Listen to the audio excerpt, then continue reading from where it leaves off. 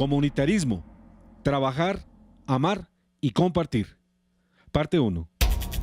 En el programa pasado del miércoles 11 de julio de 2018, llamado Economía basada en el amor o en el egoísmo, repetido el domingo 15 del mismo mes, nos referimos a la experiencia de los primeros cristianos, relatada en términos sencillos pero dramáticos en los capítulos 2 y 4 del libro de los Hechos de los Apóstoles, así. Hechos 2, 42 a 47.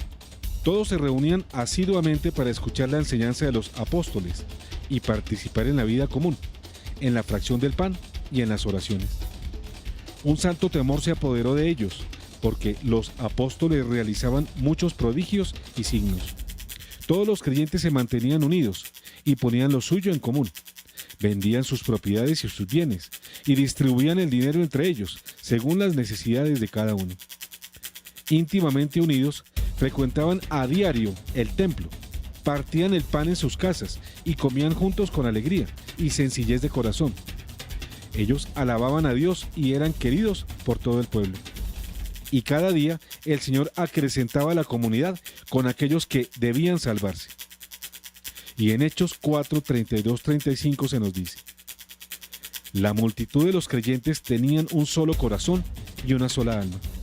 Nadie consideraba sus bienes como propios, sino que todo era común entre ellos.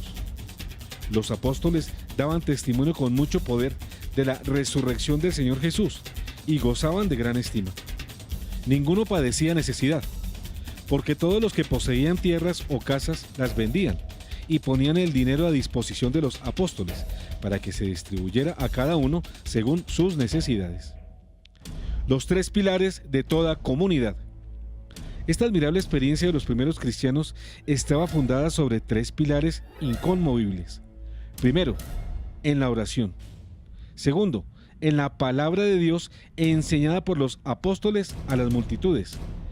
Tercero, en la Eucaristía, conocida en el texto como fracción del pan. El resultado de estas tres causas practicadas en los primeros cristianos era la derrota del egoísmo en el corazón de ellos, lo cual los habilitaba para compartir con los demás los bienes que poseían. En ellos, en los miembros de las primeras agrupaciones cristianas habitaba el amor. Ese amor de que tanto les evangelizó Cristo y les insistieron los apóstoles.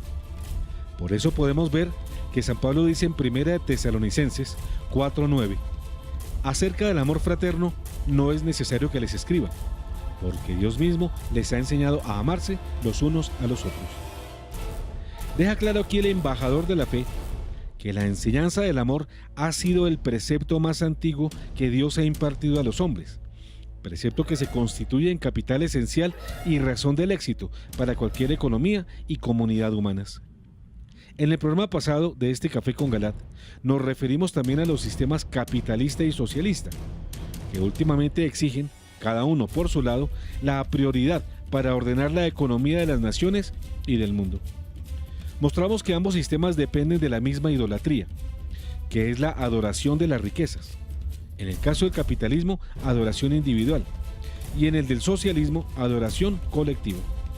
Aunque estos dos sistemas vivan confrontándose y combatiéndose recíprocamente, proceden de la misma raíz idolátrica, que pone las riquezas por encima de Dios y que hace del dinero la divinidad suprema. Como idolatrías de la riqueza que reemplazan a Dios, ni el capitalismo ni el socialismo son siquiera aceptables como sistemas característicos de un régimen cristiano, porque éste no tolera superiores a la prioridad de Dios en todos los asuntos de la vida y de la historia. Se plantea entonces la necesidad de organizar la vida económica sobre valores espirituales, que son básicamente los mismos de antaño, esos mismos que llevaron a los primeros cristianos a compartir generosamente sus bienes, pero también la necesidad de evitar los errores del pasado que llevaron a esa hermosa experiencia de los primeros cristianos a la lenta pero segura desaparición, que también se produjo en la historia después de los primeros siglos de cristianismo. En efecto, la hermosa experiencia de la economía compartida por los primeros cristianos tuvo un defecto, y es que los hombres de esas comunidades de la época compartían sus bienes, pero no producían nuevos. Y esto debido a que tenían una visión apresurada de la parucía, puesto que pensaban que la segunda venida del Señor era para allá, casi de inmediato, y como ésta se demoraba en producirse, también fueron abandonando lo que Él les había enseñado a compartir. En la época en la que nos encontramos, se plantean también necesidades semejantes a las que el hombre ha experimentado a lo largo de la historia: trabajar y producir bienes, obtener los que no producimos, consumirlos, pero igualmente compartir lo propio con los demás que no tienen. Esas necesidades y esas cargas son más llevaderas en la medida en que se observa y se aplica la siguiente enseñanza de San Pablo en Gálatas 6:2, cuando enseña: ayúdense mutuamente a llevar las cargas, y así cumplirán la ley de Cristo. Se cumple la ley del Redentor, y al mismo tiempo se alivianan las cargas y obligaciones que son más fáciles de sobrellevar en comunidad que en la soledad o el aislamiento. Algunos recomiendan el capitalismo y otros el socialismo, mas ya dijimos que ninguno de estos dos sistemas podemos aceptarlos como organizadores de la vida económica, porque ambos están signados por la infamia de la idolatría. Empresas comunitarias, respuesta a la tiranía del anticristo. Menester es que los cristianos de ahora, con fundamento en las mismas causas que motivaron a los primeros de hace 2 milenios, estructuremos la vida económica, naturalmente corrigiendo el error de antaño de repartir y consumir sin producir. Una de las formas en que creemos que es posible organizar una nueva economía verdaderamente cristiana es organizando a la comunidad en general, en pequeñas comunidades productivas. Y a esto se encaminan las que se pueden llamar empresas comunitarias. De ellas hemos tratado en varios de nuestros programas anteriores, y en especial el titulado Empresas Comunitarias, Respuesta a la Tiranía del Anticristo 6, en el cual les compartimos los requisitos para conformarlas y una breve historia de estas empresas en Colombia. Requisitos e historia que les mostraremos de nuevo en el video que les enseñaremos a continuación. ¿Qué es una empresa comunitaria? ¿Qué es una empresa comunitaria? La empresa comunitaria es la unión fraternal de varias personas o varias familias para producir bienes tales como vestidos, manualidades, artesanías, café, papas, frutas, etc. O para producir servicios como los de transporte, enfermería, comercio, vigilancia, etc.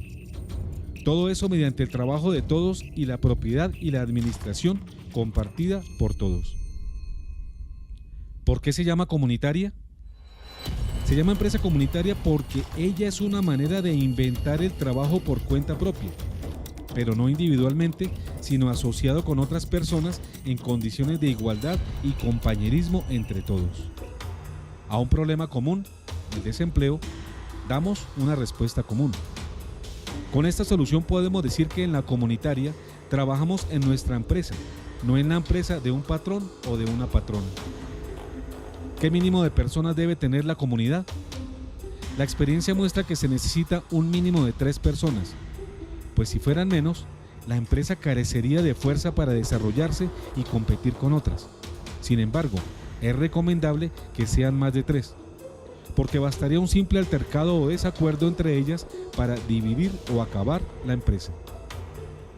¿De qué tamaño puede ser la comunitaria? Como lo más importante de las comunitarias no es el tamaño, sino la unión fraternal de los socios, por eso las comunitarias pueden ser chiquitas, pequeñas o grandes. Para las chiquitas, como se dijo, se requiere un mínimo de 3 personas. Ejemplo de empresas grandes. En Pasto, Nariño, Colombia, hay una empresa de señoras que confecciona hermosos tapices que exportan a Europa, compuesta en total por 250 personas, subdivididas en grupos de 20 a 30 por afinidad de vecindario o amistad.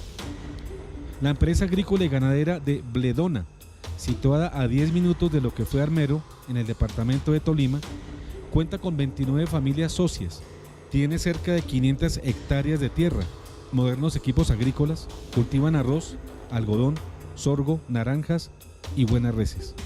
Sus activos superan los 300 millones de pesos. Requisitos para ser una empresa comunitaria. ¿Cuáles son los 5 requisitos para formar empresa comunitaria? Primero, que todos los trabajadores sean socios. para lo cual deben aportar el capital necesario. Segundo, que todos los socios trabajen personalmente en la empresa. Tercero, que todos tengan derecho a elegir y ser elegidos para los puestos de mando o administración de la empresa, pero una vez elegidos los directivos, obedecerlos con todo respeto. Cuarto, que todos participen de las ganancias en proporción a la calidad del trabajo, por ejemplo gerente, tesorero o simple operario, y en igualdad de puestos o labor. Debe ganar más quien rinda más. Quinta, que todos se esfuercen en querer el bien de los demás compañeros, como si fuera el bien propio. Observemos bien que no podemos confundir las empresas comunitarias con las cooperativas, porque de estas últimas ni todos los socios trabajan, ni todos los que trabajan son socios, y en ocasiones hasta ninguno de los que trabaja es socio. Nuestra comunidad fraterna no exige que todos aporten el capital necesario para fundarla, pues quien más tiene dinero ayuda a quien no lo tiene. Todos los miembros de la comunidad deben trabajar físicamente, todos, aunque especial atención debe dársele al trabajo espiritual dentro de la comunidad. Las personas orantes y reparadoras en la comunidad son fundamentales. Las demás condiciones se deben aplicar. ¿Qué es lo más importante de la empresa comunitaria? De los 5 requisitos mencionados, el más importante es el amor mutuo entre los socios, el cual destierra el egoísmo y crea verdadera comunidad y fraternidad entre ellos, y permite trabajar en armonía y con éxito. ¿Cómo definir la empresa comunitaria? Según la hermosa definición de un campesino tolimense, don Benito Ayala, miembro de las empresas comunitarias agrícolas llamada La Alejandría, cerca del Espinal, perteneciente a 14 familias socias, dice: una empresa comunitaria es un matrimonio de matrimonios para trabajar juntos, para hacer plática y para producir cosas buenas para los demás. Esta definición de un sabio campesino bien puede aplicarse también a nuestra comunidad. Un matrimonio de matrimonios que es la unión de muchas familias matrimoniadas en la comunidad. Por ello la comunidad debe regirse por los mismos requisitos de un matrimonio: unión con Dios, amor, fidelidad, tolerancia, trabajo conjunto y sacrificio. ¿Cómo la empresa comunitaria sirve también para hacernos mejores personas? Porque la comunitaria, al igual que una familia bien constituida, nos brinda también la oportunidad de querernos y servirnos como hermanos. Solo a través del amor mutuo podemos crecer en valor y dignidad. Y para cumplir bien todo esto, debemos pedir a Dios su ayuda y asistencia. ¿Por qué se dice que las empresas también son soluciones de autoempleo? Gracias a los adelantos tecnológicos y a las maquinarias cada vez más poderosas, hoy en día las empresas comunes y corrientes producen cada vez más con menos gente. Cuando esto sucede, los desempleados se ven obligados a generar sus puestos de trabajo y por eso se asocian para crearlos en una empresa propia. Partes de una empresa comunitaria. ¿Se puede comparar la empresa comunitaria con un auto o un bus? Sí, porque la primera rueda representa el capital, que debe ser aportado por todos de modo igual. La segunda rueda representa el trabajo personal de todos. La tercera, la administración compartida por los socios. Y la cuarta, las ganancias que deben distribuirse a cada uno. La carrocería del carro es como la organización administrativa y la contabilidad de la empresa. Las latas son como la camisa legal de la empresa. El motor es como la fraternidad o mutua amistad entre todos los socios. La gasolina es como la ayuda de Dios que debemos pedir para que todo marche como es debido. Por este último aspecto, tampoco las empresas comunitarias se pueden confundir con las cooperativas, porque en estas últimas se prescinde del aspecto religioso y de Dios, y se pretende que el amor mutuo de las personas basta sin necesidad de la gasolina celestial, que es la gracia que viene de lo alto. Para que ese amor sea efectivo, mis queridos teleamigos, comencemos a distinguir por qué el simple humanitarismo que el Papa Francisco puso de moda tampoco nos sirve para organizar nuestra vida comunitaria, porque prescindir de la paternidad de Dios como causa y fundamento de la fraternidad humana nos conduce finalmente al fracaso. ¿Cómo hacer para crear una comunitaria? Varias cosas. Principalmente, contar con Jesucristo y pedir con fe y humildad su ayuda. De nuevo vemos aquí que no se puede prescindir de Dios como pretende el cooperativismo oficial o el humanitarismo.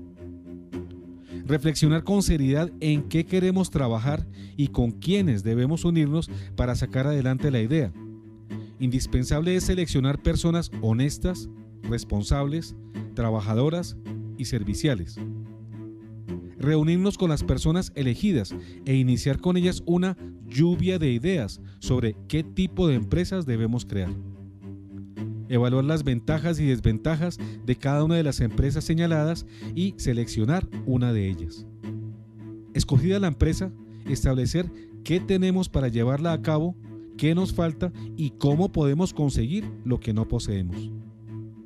Fijar plan de trabajo y grupos o comités encargados de realizarlos. Si aspiramos a vender algo que vamos a producir o a hacer, cerciorarnos primero de que hay compradores suficientes y que estarían dispuestos a comprar al precio y de la calidad de lo que queremos venderles. Nombrar las directivas de la empresa y fijarles sus funciones. Elaborar el proyecto de estatutos o reglamento que deberá ser aprobado por la mayoría en una asamblea general o reunión de todos los socios. Para los estatutos y personería legal de la empresa, asesorarse de un abogado o de un contador experimentado, y lo mismo para la contabilidad de la empresa.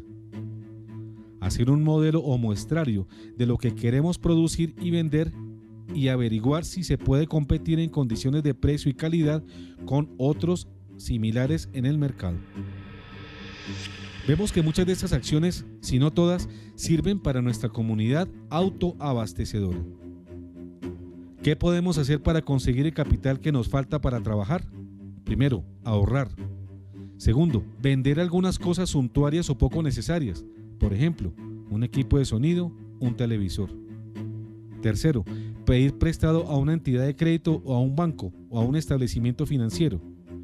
Cuarto, presionar a los políticos para que apoyen la creación de fondos municipales o departamentales para financiar empresas comunitarias, que con dineros oficiales se pueden establecer mediante acuerdos de cabildo u ordenanza de la asamblea, con el fin de prestar dinero a los que lo necesitan, a bajo interés, con plazos muertos y asistencias técnicas.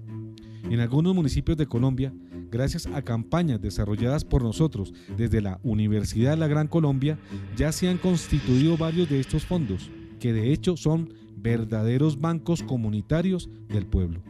Es claro ya que endeudarse para hacer nuestra comunidad autosuficiente no es el camino, así como tampoco conseguir recursos por medio de fondos estatales, ya que todo esto nos amarra y nos hace parte del sistema del cual debemos desligar. Obstáculos a vencer en las empresas comunitarias. ¿Cuáles son los problemas que enfrentan las empresas comunitarias? Las empresas comunitarias enfrentan, en primer lugar, los problemas propios de una comunitaria, o sea, los que tienen que ver con la comprensión mutua y el compañerismo. En segundo lugar, los problemas ordinarios de toda empresa, como son la falta de capacitación técnica, las fallas de la administración, los defectos de la organización, la falta de mercado, o sea, de compradores, los errores de contabilidad, la escasez de materias primas, la falta de crédito, los intereses muy caros, las dificultades del transporte, etc. ¿Cuál es el principal problema de las empresas comunitarias? El principal problema de las empresas comunitarias es el que tiene que ver con el compañerismo, la ayuda mutua y la fraternidad, porque para ser comunitaria se necesita hombres y mujeres comunitarios. ¿Qué se entiende por hombres y mujeres comunitarios? Se entiende por hombres o mujeres comunitarios a las personas que quieren el bien de los demás más que su propio bien, o por lo menos como su propio bien. ¿Cuál es la mayor dificultad para querer el bien de los demás más que el propio, o al menos como el propio? Reza el refrán: entre el dicho y el hecho hay mucho trecho, y en este caso el trecho pasa por el corazón, donde cada uno tiene el mayor enemigo de la fraternidad. Es como un gusano horrible y siniestro que está dentro de él. El peor enemigo de las empresas comunitarias. ¿Qué nos dice el gusano que todos llevamos en el corazón? No seas bobo. El bien común no existe, es una quimera. Solo existe tu bien personal. La ley de la vida es o tumbas o te tumban. Así que primero tú, segundo tú, tercero tú, solo en cuarto lugar, si sobra, para los demás. Y eso todavía con la condición de que los demás no sean enemigos tuyos, porque si la fueran, ni las sobras para ellos. En resumen, el peor enemigo de la fraternidad comunitaria es el 3 veces maldito gusano del egoísmo, que en el interior de nuestro corazón nos abruma con repetidas invitaciones. Él es también el causante del 3 veces maldito sistema injusto, corrompido y antidemocrático que padecemos. ¿Por qué no podemos matar el gusano del egoísmo que todos llevamos en el corazón? Los gusanos de las frutas o de las papas, etc., mueren con venenos e insecticidas apropiados, pero no existe veneno ni insecticida contra el gusano de nuestro corazón. Ese maldito animal no muere ni puede morir, porque es el demonio, y nos acompañará hasta el último suspiro. El remedio no es matarlo, sino controlarlo, o tenerlo a raya para que no cause daño. ¿La voluntad de cada uno es capaz de controlar al gusano del egoísmo? Nada importante se hace en la vida sin la voluntad de realizarlo, pero la sola voluntad de cada uno no tiene poder suficiente para controlar el gusano del egoísmo. ¿Por qué la voluntad propia no basta para controlar el egoísmo? Porque nuestra voluntad, a pesar de las buenas intenciones, está como enferma o debilitada, y no tiene ella sola las fuerzas necesarias para tener bajo control las malas inclinaciones del corazón. ¿Qué experiencia de la vida nos muestra que la voluntad de cada uno es débil o insuficiente para vencer el mal? La experiencia de la vida nos muestra que a pesar de que algunas veces hacemos el mal por simple ignorancia o por error, en otras lo hacemos a conciencia y con pleno conocimiento. Con mucha frecuencia, la experiencia nos muestra que no nos basta querer cosas buenas para hacerlas, y más todavía, que a pesar de ver claramente que una cosa es buena y de desear hacerla, sin embargo preferimos hacer la contraria, que es mala. Por ejemplo, vemos que nuestra familia necesita comida, pero preferimos emborracharnos en la tienda. Esta es la mejor prueba de que no es suficiente la buena voluntad de cada uno para vencer al gusano del egoísmo. Si la voluntad individual de cada uno no es remedio suficiente, ¿lo será acaso la voluntad unida de todos? Es verdad que, como dice el dicho, la unión hace la fuerza, y que lo que no puede uno solo se puede conseguir en comunidad o en grupo. Pero a pesar de que la acción común es una poderosa ayuda, ella sola tampoco es suficiente para darnos a cada uno la victoria sobre nuestras inclinaciones egoístas. ¿Por qué la unión de todos tampoco es suficiente para vencer el egoísmo? Porque si cada uno tiene el horrible gusano del egoísmo en su corazón, el hecho de que se junten muchas personas también significa que se juntan muchos gusanos y que se forma entre todos una gusanera mayor. Dios, base y fundamento de las empresas comunitarias. ¿Qué conclusiones podemos sacar de la frase de San Pablo en Romanos? Veo el bien, quiero el bien, y sin embargo, desgraciado de mí, hago el mal que aborrezco. La frase de San Pablo es verdadera y comprueba que en el interior del hombre hay un desarreglo que produce como cortocircuito entre la inteligencia que ve la verdad de las cosas, la voluntad que desea el bien y las acciones que efectivamente hacemos, y que muchas veces van en contravía de la verdad y del bien, que no está suficientemente en manos de los hombres, solos ni juntos, el remedio para vencer el gusano del egoísmo, sino ante todo en Dios. ¿Por qué solo en Dios está el verdadero remedio al egoísmo? Porque solo Dios sabe lo que nosotros no sabemos, y solo Él puede lo que nosotros no podemos. De modo que a Él debemos acudir en busca de la verdadera sabiduría y del poder real para hacer el bien y evitar el mal.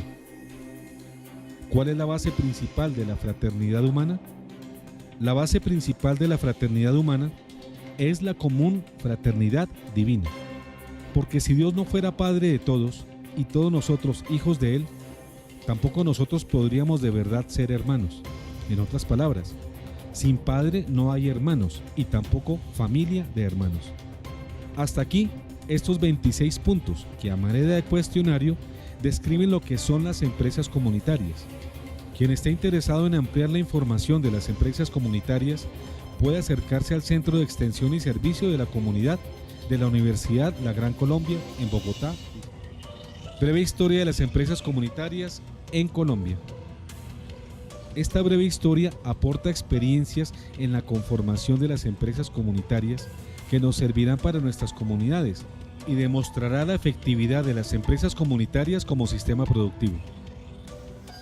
Ahora, unas pocas palabras sobre la historia de las comunitarias. Primera etapa, Uniapag de Colombia. Las 3 primeras comunitarias estaban conformadas por basuriegos. Fueron creadas entre 1962 y 1923, cuando yo desempeñaba el cargo de director ejecutivo de Uniapag de Colombia, una organización de empresarios cristianos, entre quienes se destacaban Andrés Restrepo Posada en Bogotá, Manuel Carvajal en Cali y Juan Guillermo Restrepo Jaramillo en Medellín.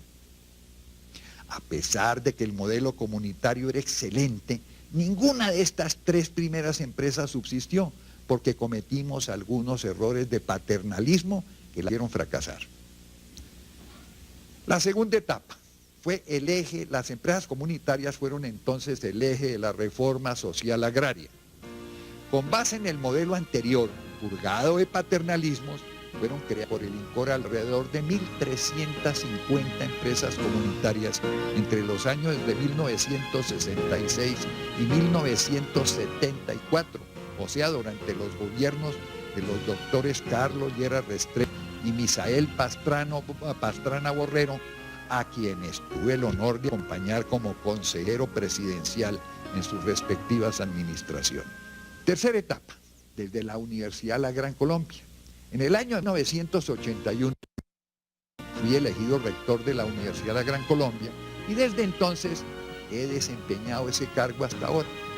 Lo primero que hice en la universidad fue establecer un convenio con el Estado se encontraban las empresas comunitarias, cuántas habían desaparecido y por qué causas se habían extinguido, cuántas quedaban y qué explicaba su persistencia a pesar de la suspensión de las ayudas y aún de las graves faltas de esta entidad en relación con él. Con base en esta investigación lanzamos la tercera etapa con recursos nuestros, sin ningún patriótico a la nación. Desde el año de 1982 hasta la fecha hemos creado o asesorado más de 5.000 de estas empresas. Hasta aquí la explicación de lo que es una empresa comunitaria. Como conclusión, podemos decir, nada pues de que el amor mutuo puede lograrse sin Dios, prescindiendo de la paternidad de Dios Padre y de la fraternidad con Jesucristo Hijo. Así que el secularismo o el humanitarismo actuales que tratan de lograr la fraternidad sin Dios son un error máximo que condena al fracaso cualquier intento de practicar la fraternidad en el seno de la familia, en la empresa comunitaria o a nivel de las sociedades en general. Y en nuestro caso particular, la ausencia de Dios condenaría al rotundo fracaso nuestra comunidad fraterna autosuficiente. Si queremos pues tratarnos como verdaderos hermanos, desterrando el 3 veces maldito egoísmo y sometiendo al gusano que lo produce en nuestro corazón, eso únicamente lo podemos hacer reconociendo nuestra condición de hijos del Padre Celestial y hermanos de Jesucristo, y sometiéndonos humildemente a su gracia con la cual todo es posible para los que confían en su Padre, Dios y en su hermano Jesucristo. Pero no olvidemos que todo intento de hacer fraternidad humana sin paternidad divina llevará tarde o temprano, y más temprano que tarde, a la desilusión y a la ruina final. Solo si para amarnos mutuamente pedimos con humildad y confianza el auxilio de Dios, podremos alcanzar esta meta, y la conseguiremos no solo en el matrimonio de un hombre y una mujer, sino en este matrimonio de matrimonios productivo que es la empresa comunitaria o nuestra comunidad. No es que la gracia de Dios nos quite los problemas, es que con ella podremos solucionarlos y resolverlos convenientemente sin que nos destruyan o nos lleven a la ruina. Finalmente, bendigamos en todo tiempo a Dios nuestro Padre, a Jesucristo nuestro hermano, y bendigámonos fraternalmente como hermanos unos a otros. Pero ante todo, pidamos también la bendición de Dios Padre, de nuestro hermano Jesucristo y la del Espíritu Santo, para poderlos bendecir a ellos y bendecirnos a nosotros como hermanos. Comunitarismo, trabajar, amar y compartir. El nuevo sistema, basado en las empresas que hemos hablado, podría denominarse comunitarismo, donde los hombres, organizados en pequeñas comunidades, pueden orar en común, alimentarse de la palabra de Dios, consignada en la Biblia, nutrirse con el cuerpo y la sangre de Cristo en la Eucaristía, trabajar y compartir. Hombres comunitarios y mujeres comunitarias son de absoluta necesidad, como miembros o socios de este tipo de empresas económicas, que deben ser al mismo tiempo empresas de fraternidad. Pero, como no se puede hacer un salpicón con frutas podridas por el egoísmo, se necesitan personas dispuestas a la cooperación, a la solidaridad por amor de Cristo. El libro de los Hebreos en 13:16 nos da este mandato: hagan siempre el bien y compartan lo que poseen, porque esos son sacrificios agradables a Dios. Cuando cada uno piensa en su propio provecho, los intereses individuales contrapuestos no pueden conducir al bien común. Por ello, una empresa buena requiere hombres buenos, renovados por la gracia de Dios. Ya Colosenses en 3:12-16 nos da el consejo respectivo. Como elegidos de Dios, sus santos y amados, revístanse de sentimientos de profunda compasión. Practiquen la benevolencia, la humildad, la dulzura, la paciencia. Sopórtense los unos a los otros y perdónense mutuamente siempre que alguien tenga motivo de queja contra otro. El Señor los ha perdonado, hagan ustedes lo mismo. Sobre todo, revístanse del amor, que es el vínculo de la perfección.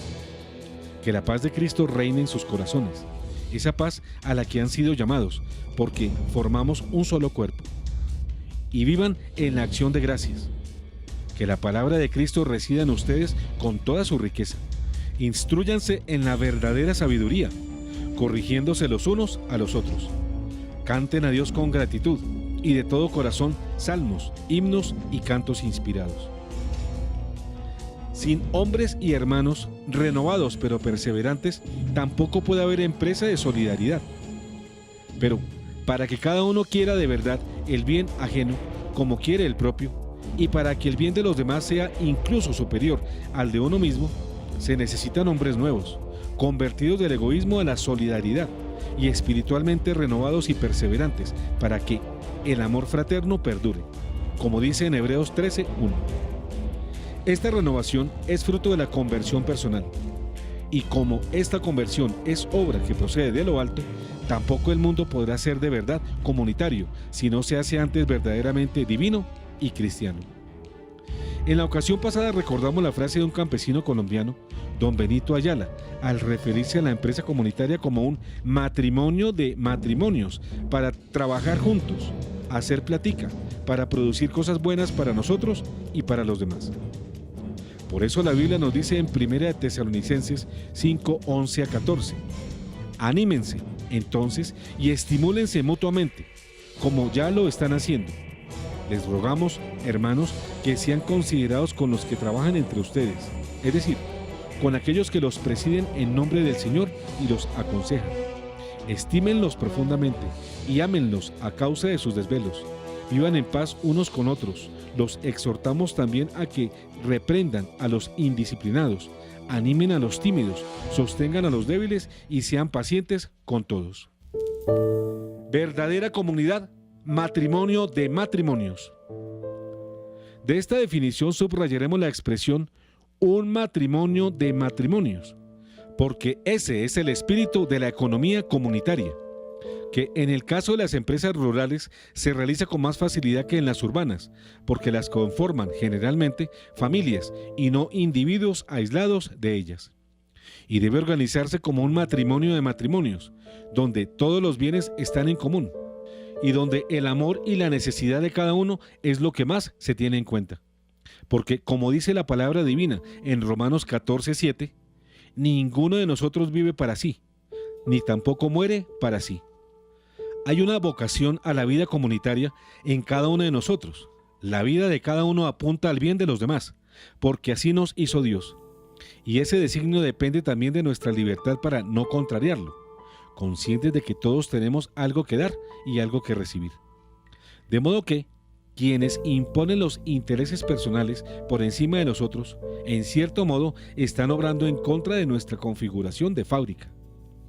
Las empresas comunitarias deben considerarse como células de vida compartidas, diseñadas no solamente para que pueda uno trabajar y hacerse a los bienes que necesita para vivir, no solamente para tener, sino para que cada uno también pueda hacer.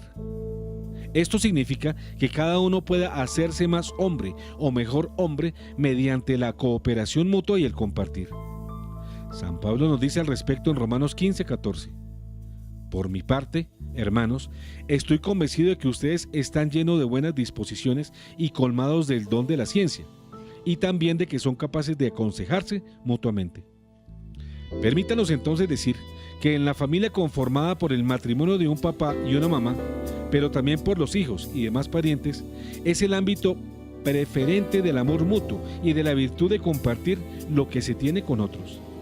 Ese mismo espíritu es el que debe regir en las empresas comunitarias, en donde entonces se puede realizar a las maravillas el mandamiento resumen de la ley divina, relatado en Mateo 22, 37-40, así. Jesús le respondió: amarás al Señor tu Dios con todo tu corazón, con toda tu alma y con todo tu espíritu. Este es el más grande y el primer mandamiento. El segundo es semejante al primero: amarás a tu prójimo como a ti mismo. De estos dos mandamientos dependen toda la ley y los profetas. No olvidemos que el prójimo es el más próximo a nosotros, y a partir de él, en orden descendente, las demás personas que vengan a continuación. Por eso el Salmo 133:1 nos dice: qué bueno y agradable es que los hermanos vivan unidos. Porque estando unidos en la familia, podrán comer con alegría del fruto de su trabajo, ser felices, y todo para ellos estará bien. Así lo confirma el Salmo 128:2-3, que a la letra dice: comerás del fruto de tu trabajo, serás feliz y todo te irá bien. Tu esposa será como una vid fecunda en el seno de tu hogar, tus hijos como retoños de olivo alrededor de tu mesa.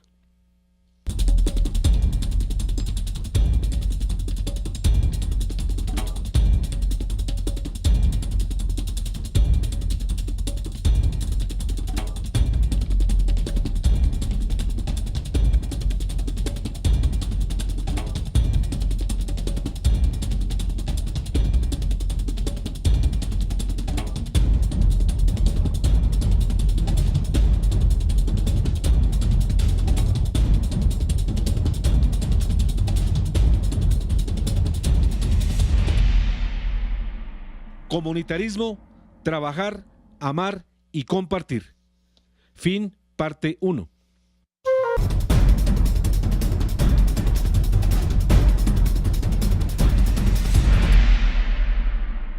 Comunitarismo, trabajar, amar y compartir. Parte 2. Comunidad de hermanos en Cristo. Claro que en las empresas comunitarias nos encontraremos con otras personas que no son estrictamente de nuestra familia, pero que debemos tratar como si lo fueran, porque el amor mutuo es la característica fundamental de ellas, una vez que todos nos reconocemos hijos de Dios y hermanos en Cristo. Sobre esto, Romanos 15:7 nos da la pauta. Sean mutuamente acogedores, como Cristo los acogió a ustedes para la gloria de Dios. Las empresas comunitarias son como una segunda familia, y el amor mutuo también debe preceder los tratamientos que nos damos recíprocamente. Ya en la carta a los Romanos 12:10-13, San Pablo nos dice: ámense cordialmente con amor fraterno, estimando a los otros como más dignos, con solicitud incansable y fervor de espíritu. Sirvan al Señor. Alégrense en la esperanza, Sean pacientes en la tribulación y perseverantes en la oración. Consideren como propias las necesidades de los santos y practiquen generosamente la hospitalidad. Y dignos son todos, porque es una característica que la creación de Dios nos ha impreso de manera igual a toda la humanidad, la dignidad. Un mundo comunitario ha de ser ante todo un mundo de hermanos, un mundo fraternal. Convivir con los demás y tratarse mutuamente como hermanos es el propósito más noble y excelente de todos los que puedan plantearse en la economía, la política y la cultura del universo. Ya San Pablo en su carta a los Gálatas 5, 14, 15 nos había advertido que en el amor mutuo se resumen admirablemente los mandamientos y en la ausencia de ese amor viene lo peor. Dice San Pablo, porque toda la ley está resumida plenamente en este precepto. Amarás a tu prójimo como a ti mismo. Pero si ustedes se están mordiendo y devorando mutuamente, tengan cuidado porque terminarán destruyéndose los unos a los otros. El comunitarismo no adora el dinero. En economía actual existen dos entradas distintas a la misma trampa. Esta trampa es la de una idolatría de la economía, la de considerar el dinero y lo que tiene que ver con él como Dios y Señor. Porque, como dice la palabra divina en Eclesiastés 5:9, el que ama el dinero no se sacia jamás, y al que ama la opulencia no le bastan sus ganancias. También eso es vanidad. Las entradas distintas son, de una parte el capitalismo y de otra la del comunismo. Así que estos dos últimos sistemas son dos ingresos distintos a una misma y única idolatría, la del dinero. Solo que, en el capitalismo, la entrada es la del egoísmo individual y en el socialismo es el colectivo. Han olvidado ambos sistemas lo que advierte el libro del Eclesiástico cuando manifiesta en 31:5 que el que ama el oro nunca podrá ser justo y el afán de lucro hace extraviar a un hombre. La libertad sin amor y sin justicia es la trampa de los ricos contra los pobres, de los fuertes contra los débiles. Es la trampa del capitalismo clásico que durante los siglos en que preponderó y hasta principios del siglo XX impuso dejar en libertad al egoísmo y el egoísmo en libertad, en donde las ganancias eran exclusivamente para los ricos y la miseria para los pobres. Produjo el enorme problema social de la economía capitalista, porque cuando todo está permitido para el que quiere enriquecerse, la moral estalla y como consecuencia viene la explotación del hombre por el hombre y en especial la explotación de los trabajadores por el capital privado. Ni consumismo ni capitalismo. Para poner término a esta trampa, propusieron sendos remedios, tanto los socialistas y comunistas, partidarios de la trampa erguida por el Estado totalitario de igualdad sin libertad, como los capitalistas más inteligentes e ilustrados, como Henry Ford, quien fue el primero en convertir a sus trabajadores en consumidores de sus productos, los automóviles. A partir de aquí se inició la revolución consumista, propiciada por el capitalismo inteligente que quiso hacer de los proletarios los primeros consumidores de los bienes producidos de la economía. Fue una manera habilidosa del capitalismo resolver el problema social compartiendo con los trabajadores las ganancias, para obtener mayores ganancias. Esto es obvio, porque cuando el trabajador compra el automóvil, el rico vende más y gana más. Así el consumismo de masas que hoy existe en la economía mundial es una manera de repartir, no por amor a los trabajadores o a los consumidores, sino por amor al dinero, para ganar más y aumentar las finanzas propias. Uno de los problemas de esta economía del consumismo mundial es que no todas las naciones logran acceder al consumo. Y así vemos hoy que no obstante los grandes progresos logrados por el capitalismo en otros países, y no obstante las utilidades que los superricos como George Soros, Bill Gates y demás distribuyen, no se disfrutan en los demás países, que vienen a representar a los trabajadores explotados del antiguo capitalismo. Sírvanos de advertencia contra estos supuestos filántropos y otros semejantes a ellos lo que nos manifiesta el Salmo 146:3. No confíen en los poderosos, en simples mortales que no pueden salvar. Sin embargo, es de advertir que la riqueza como tal no es opuesta al orden divino, a condición de que el rico la comparta debidamente con los más pobres y necesitados, y no la utilice solo para su propio provecho. En la primera carta a Timoteo 6, 17 y 19 se nos describe esta enseñanza así. A los ricos de este mundo, recomiéndales que no sean orgullosos, que no pongan su confianza en la seguridad de las riquezas, sino en Dios, que nos provee de todas las cosas en abundancia, a fin de que las disfrutemos. Que practiquen el bien, que sean ricos en buenas obras, que den con generosidad y sepan compartir sus riquezas. Así adquirirán para el futuro un tesoro que les permitirá alcanzar la vida eterna. En cambio, la palabra divina también nos invita a confiar en Dios, que con su providencia sostiene y no deja pasar hambre al justo. En Proverbios 10:3 nos asegura: el Señor no deja que el justo sufra hambre, pero rechaza la avidez de los malvados. Y entiéndase por justo el que cumple a cabalidad toda la voluntad de Dios, manifestada en sus mandamientos. También en Hebreos 13, 5, 6 se nos anuncia esa misericordia providencialista del Señor. No se dejen llevar de la avaricia y conténtense con lo que tienen, porque el mismo Dios ha dicho: no te dejaré ni te abandonaré. De manera que podemos decir con plena confianza: el Señor es mi protector, no temeré. ¿Qué podrán hacerme los hombres? Pero aunque todo esto se corrigiera, hay un capítulo siniestro en las tales ayudas que los superricos dan a la gente y que distribuyen a otras naciones. Están condicionadas por exigencias inadmisibles, como la de aceptar y fomentar el aborto y la eutanasia, utilizar métodos anticonceptivos o como la de no oponerse a la llamada ideología de género que pretende llevar el homosexualismo a feliz término según las leyes de cada nación. El indebido condicionamiento de estas ayudas financieras las vicia profundamente y les deja carentes de legitimidad moral. Ya en el libro de la Sabiduría 14, 23, 26 nos había puesto en guardia respecto a estas pseudoayudas que nos vienen de algunos ricos y filántropos del mundo, al decir: con sus ritos infanticidas, sus misterios ocultos y sus frenéticas orgías de costumbres extravagantes, ya no conservan puros ni la vida ni el matrimonio. Uno elimina al otro a traición o lo aflige por el adulterio. En todas partes reina el caos, sangre y muerte, robo y fraude, corrupción, deslealtad, agitación, perjurio, vejación de los buenos, olvido de los beneficios, contaminación de las almas, perversión sexual, desorden en el matrimonio, adulterio y libertinaje. Este trágico panorama antes descrito es el promovido también por las disqueayudas y campañas para nuestro supuesto bien, promovidas por fundaciones como la Rockefeller, la Ford y otras del mismo estilo. De modo pues, que así vemos cómo el capitalismo, que quiere mostrarse generoso, en el fondo promueve sus intereses abyectos contra el bien común internacional.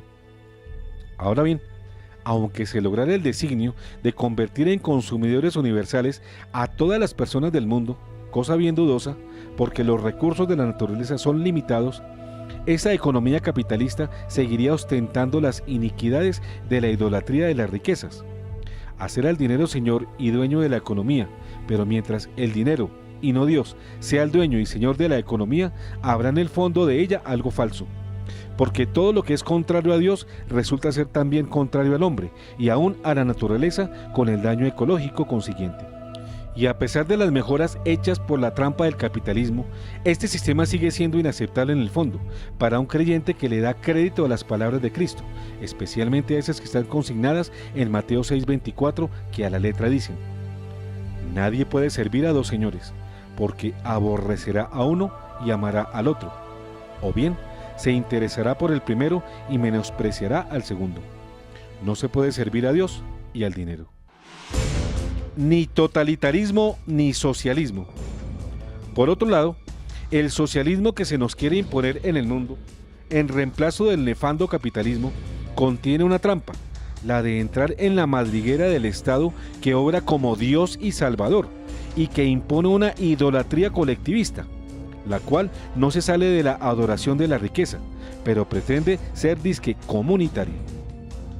Esta trampa del socialismo, por endiosar al Estado, tiene fuerte saber burocrático, y la burocracia, los empleados al servicio del gobierno, son el gran lastre de la economía, privilegiados sobre todo el resto de los trabajadores.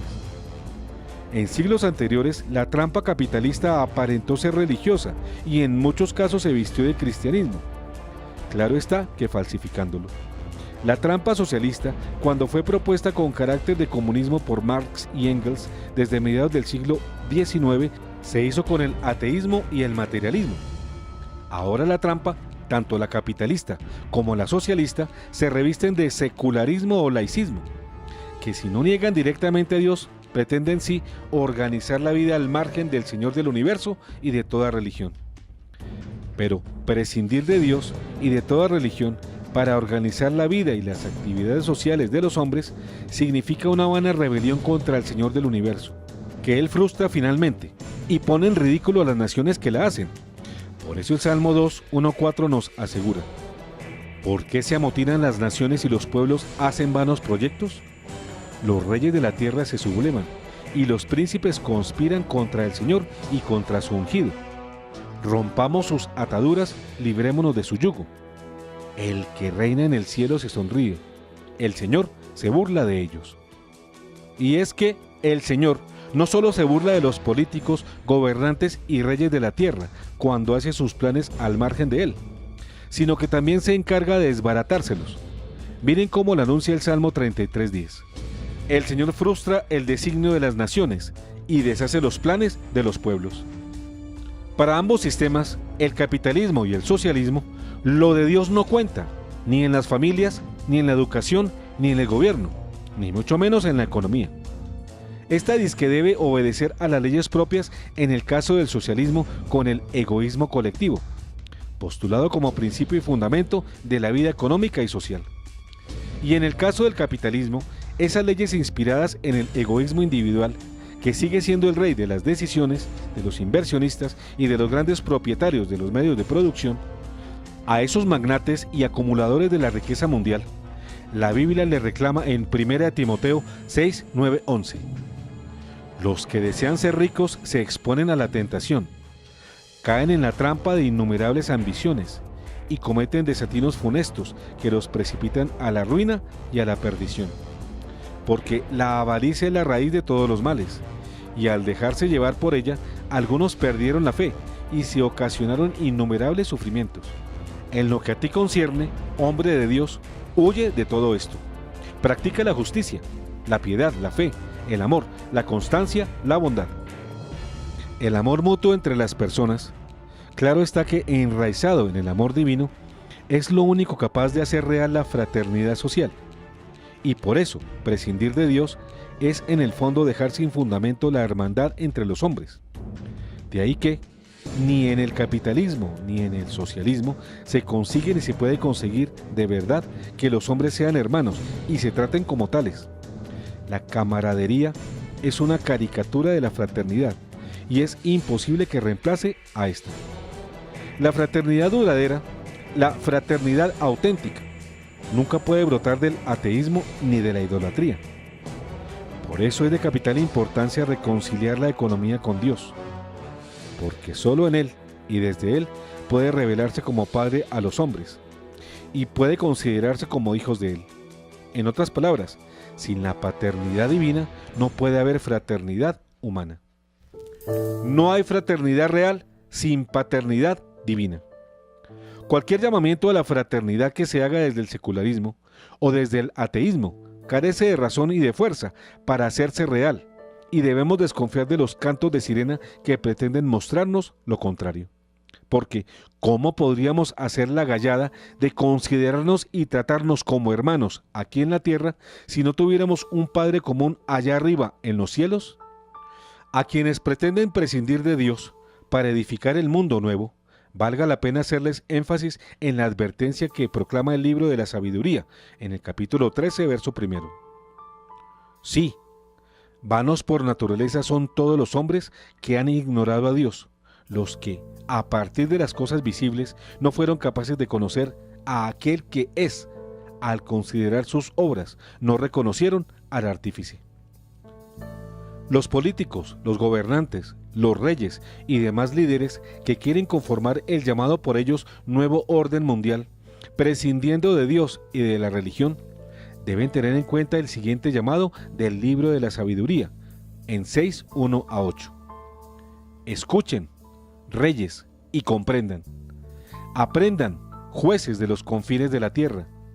Presten atención los que dominan multitudes y están orgullosos de esa muchedumbre de naciones, porque el Señor les ha dado el dominio y el poder lo han recibido del Altísimo. Él examinará las obras de ustedes y juzgará sus designios, ya que ustedes, siendo ministros en su reino, no han gobernado con rectitud, ni han respetado la ley, ni han obrado según la voluntad de Dios. Él caerá sobre ustedes en forma terrible y repentina, ya que un juicio inexorable espera a los que están arriba. Al pequeño, por piedad, se le perdona, pero los poderosos serán examinados con rigor, porque el Señor de todos no retrocede ante nadie, ni lo intimida la grandeza. Él hizo al pequeño y al grande, y cuida de todos por igual. Pero los poderosos serán severamente examinados. Comunitarismo, fruto de la fraternidad divina. Hacer el mundo comunitario es construir, o mejor, reconstruir la sociedad mundial sin trampas de ninguna especie. Buscar la armonía de la libertad, la justicia y la fraternidad, enunciadas desde la Revolución Francesa como ideales, pero que sin Dios se quedan como ideales locos y que carecen de fuerza para producir lo que prometen. ¿Y por qué organizar la economía con Dios? Es cierto que sin pan no puede vivir el hombre, pero no es menos cierto que no solo de pan vive él, y como lo dijo el mismo Cristo en Mateo 4:4, está escrito: el hombre no solamente vive de pan, sino de toda palabra que sale de la boca de Dios. Esa palabra divina hace a los hombres no solo hermanos, sino libres. Así nos lo confirma San Pablo en su carta a los Gálatas 5:1. Para ser libres nos libertó Cristo. Manteneos pues firmes y no os dejéis oprimir nuevamente bajo el yugo de la esclavitud. Por eso la libertad debe ser guiada por el amor, para que no se convierta en pretexto para imponer yugos de esclavitud. Y el amor viene de Dios, y por eso reafirmamos que no puede darse una economía verdadera, una economía fraternal donde podamos compartir con los demás como hermanos, sino en Dios y desde Dios. No es beatería, no es fundamentalismo. Este ideal central que les exponemos a ustedes es una realidad que la historia a cada paso nos comprueba, que donde no está Dios como primero, desaparece también el hombre. La prioridad divina es el sostén de la prioridad humana. Por eso el humanitarismo, que pretende inflar al hombre y disminuir al Dios, es una garrafal estafa, aunque sea predicada por las más altas voces jerárquicas, incluso católicas. Ya el salmista en el Salmo 33:12 nos declara: feliz la nación cuyo Dios es el Señor, el pueblo que Él se eligió como herencia. Y el Salmo 146:5 lo completa diciendo: feliz el que se apoya en el Dios de Jacob y pone su esperanza en el Señor, su Dios. Solo desde Dios, la libertad y la igualdad no se nos indigestan, ni se vuelven privilegios de los poderosos, donde unos pocos sean libres y los demás esclavos, o todos libres pero no iguales.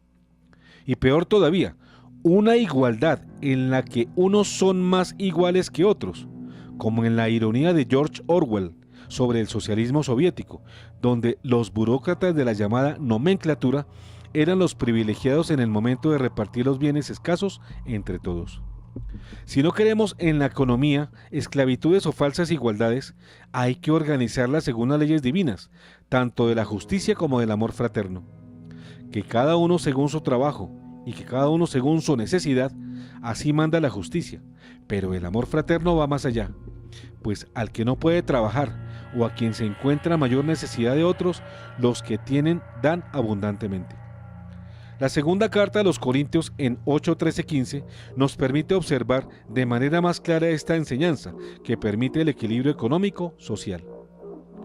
No se trata de que ustedes sufran necesidad para que otros vivan en abundancia, sino que haya igualdad. En el caso presente, la abundancia de ustedes suple la necesidad de ellos, para que un día la abundancia de ellos supla la necesidad de ustedes. Así habrá igualdad, de acuerdo con lo que dice la Escritura: el que había recogido mucho no tuvo de sobra, y el que había recogido poco no sufrió escasez. Cuando cada uno quiere el bien de los demás, como el propio bien, cumple con un designio que lo supera, y por eso normalmente esa gallada solo puede hacerse con la ayuda de lo alto. El egoísmo, verdadero enemigo del comunitarismo. Normalmente, los hombres buscan su propia conveniencia, y solo si les sobra comparten con los demás. Y esto a condición de que los demás no sean sus enemigos, porque en este caso ni las sobras serán para ellos. Es resultado del 3 veces maldito egoísmo que cada uno lleva en su corazón como mala herencia del pecado original, ese que los teólogos denominan con la extraña palabra de concupiscencia. Y para vencer este 3 veces maldito egoísmo es absolutamente necesario la ayuda de Dios, que los teólogos conocen también con el nombre de la gracia. De todos modos, con el favor de lo alto, los hombres pueden cumplir lo que para ellos es un imposible: compartir con los demás, ser de verdad hermanos con los demás hermanos. San Juan en su primera epístola 3, 16 y 19 nos declara: en esto hemos conocido el amor, en que Él entregó su vida por nosotros. Por eso también nosotros debemos dar la vida por nuestros hermanos.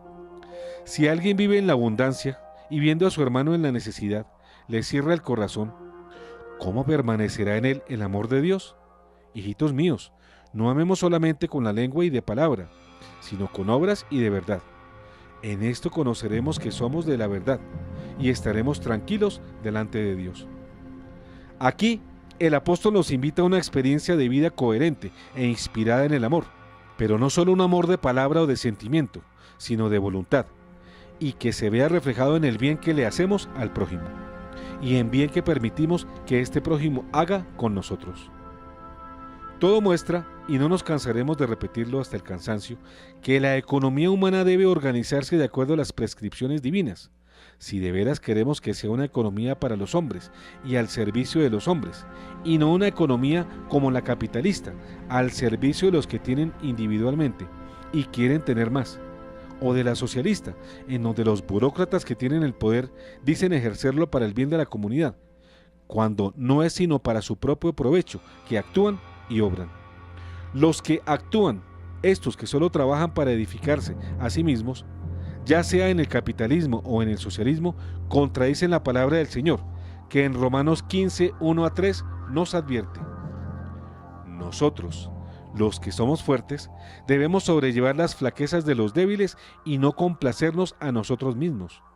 Que cada uno trate de agradar a su prójimo para el bien y la edificación común, porque tampoco Cristo buscó su propia complacencia.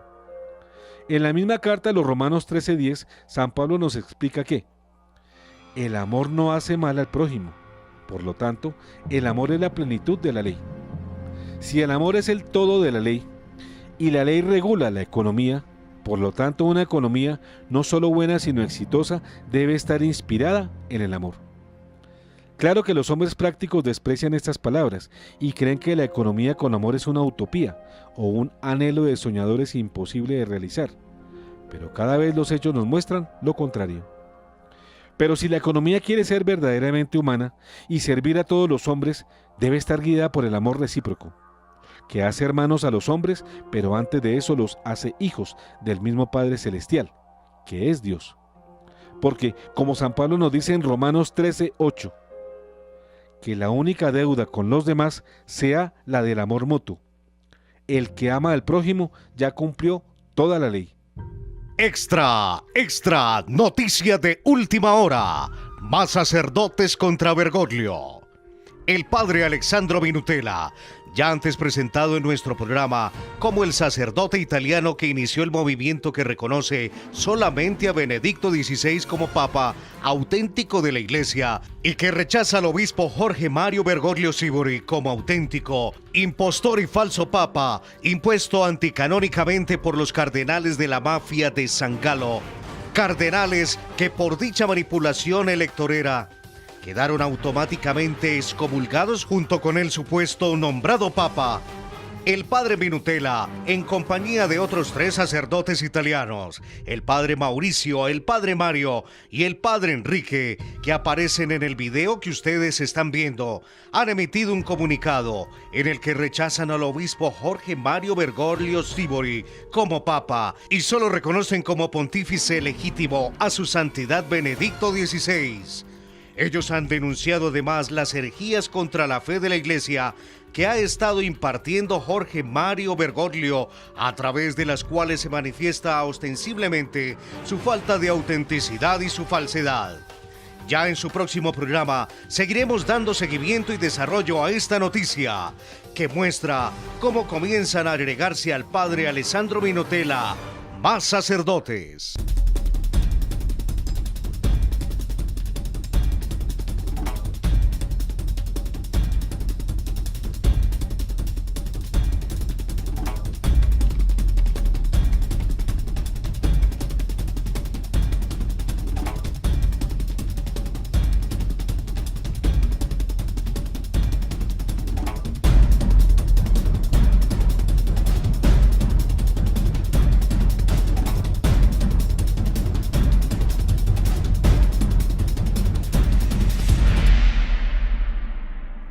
Comunitarismo, trabajar, amar y compartir. Fin.